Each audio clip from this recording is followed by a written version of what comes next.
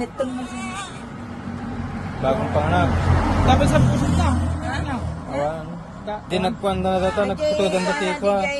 Pusod na. Sa sulok ng tindahan na ito sa Barangay Lipit Norte, Manawag, Pangasinan, natagpuan ang isang bagong silang na babaeng sanggol. Nakabalot sa lampin at halos maligo sa dugo ang katawan nito nang madatnan pasado 1:00 ng madaling araw kanina. Ang sanggol, nakita at napansin ng 44 anyos na si Jmar na nooy lumabas sa kalsada para ihatid ang ibinebenta nitong alagang hayop sa kanyang katransaksyon. Noong una ay inakala pa umano nilang pusa ang kanilang narinig, ngunit umiyak umano ito at dito nila nakumpirma na sanggol nga ang nasa gilid ng tindahan. Agad naman nila itong inireport sa otoridad. Sayang. Tapos nung pagdating namin doon sa labasan, narinig ng kasama ko yung iyak ng sanggol.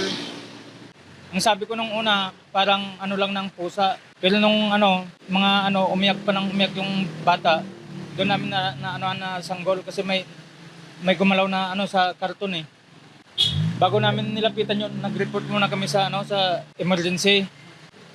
Talaga, babae siya na maputi. Talagang hindi pa putol yung niya eh. Yung pusod niya. May mga kaunting dugo pa yung basa pa talagang hindi pa ganong matagal yung nung ginawa yun, nung nilapag siya doon. Sa ibinigay na datos ng barangay, 10 ang active na buntis at 2 rito ay nanganak na kaya't naniniwala sila na hindi residente ng kanilang barangay ang ina ng inabandonang sanggol.